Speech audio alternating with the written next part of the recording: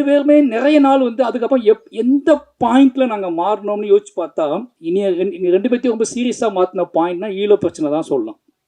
ஈழ இஷ்யூஸ் நடக்க ஆரம்பிச்சதுக்கப்புறம் தான் அந்த அந்த இரவுகள் தான் அரசியல் அதிகமாக. அதுக்கு முன்னாடி வரைக்கும் என்கிட்ட இருந்த இன்னசென்ட் கிராமத்தோட வாழ்க்கை, கிராமத்தில் நான் பண்ணுற சேட்டைகள், நீ என்னெல்லாம் பண்ணியிருக்கேன்னு சொல்லி 2 பேரும் அதை பற்றியே பேசி பேசி பேசி இப்படி ஒரு வாழ்க்கையை நான் வாழலடா, இந்த வாழ்க்கையில் இவ்வளோ சந்தோஷம் இருக்கா, ஜாலி இருக்கான்னு சொல்லி பேசிகிட்டு இருக்கும்போது 2009 சினிமாவே வேண்டாண்டா அப்படிங்க அவரோட அந்த ஈழத்தோட பாதிப்பு உச்சம் அவரை வேற ஒரு பக்கம் சினிமாவை தாண்டி இது இந்த இனம் இந்த இந்த மொத்த இஷ்யூஸாக ரொம்ப டிஸ்டர்ப் பண்ண ஆரம்பிச்சிச்சு. அப்போ தான் முதலியாக 2 பேரும் அவர் மனசை விட்டு அரசியல் பேச ஆரம்பிக்கிறார். அப்போ அவர் இவ்வளோ காத்திரமான அரசியல் பேசுறதை நான் அப்போ தான் ஃபஸ்ட் டைம் பார்க்குறேன். அந்த இரவுகள் தான் டோட்டலாக என்னோட படங்கள் என்னோட சினிமா கேரியரே மாற்றுது.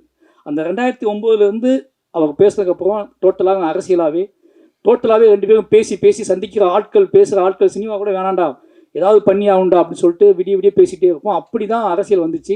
அந்த அரசியல் பாயிண்ட் ஆஃப் வியூவில் நான் கதைகள் சொல்ல ஆரம்பித்தேன். அந்த கதையில் கேட்டுட்டு அவர் இன்னும் அப்போ இதெல்லாம் பண்ணுமாடா, இதை பண்ணுடான்னு சொல்லி என்னை ட்ராக் மாற்றி விட்டது இந்த விஷயத்தினால தான். இல்லைனா நான் கண்டிப்பாக ஒரு வில்லேஜ் ஹியூமரான களவாணி மாதிரியான வில்லேஜ் ஹியூமரான படங்கள் நிச்சயமாக அவர் விரும்பக்கூடிய ஸ்டைலில், அவரை நம்பக்கூடிய, அவரை சிரிக்க வைக்கக்கூடிய ஸ்டைலில் படங்கள் பண்ணியிருப்பேன். ஏன்னா அவருக்கு வந்து என் படத்தில் சிரிப்பு, நான் உன் படத்தை பார்த்து சிரிக்குன்னு நினைக்கிறேன்டா அப்படிம்பார்.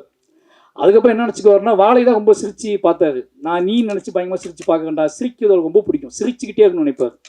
இப்போ என்னென்னா என் பையனை பற்றி பேசி பேசி பயங்கரமாக அவன் என்ன பண்ணான், வீக்லி ஒரு டைம் ஃபோன் பண்ணி அவன் என்ன பண்ணான், அவனை அனுப்பிவிடுன்னு சொல்லிட்டே இருப்பார். எனக்கு ரொம்ப ஆசை. சாரு மையனை பற்றி நிறைய கதைகள் சொல்லுவார். நம்ம எப்போ இவட்ட இந்த பில்டப் பண்ணி இந்த கதையெல்லாம் சொல்கிறது, ஒரு அப்பாவாயிட்டோம், நம்ம அப்பாவாயிட்டோம் அப்படிங்கனால நம்ம எப்போ இந்த மாதிரி கதையெல்லாம் சொல்கிறத அவட்ட, இவன் இப்படி பண்ணான் சார், அப்படி பண்ணான் சார். எனக்கு அந்த மாதிரி ஆசைனா லைஃப்பில் ப்ரைடாக கதை சொல்லவே இல்லை. நம்ம ப்ரைடுனா நாம் பையன் தான் நம்மளோட ப்ரைடு நினைப்போம்ல.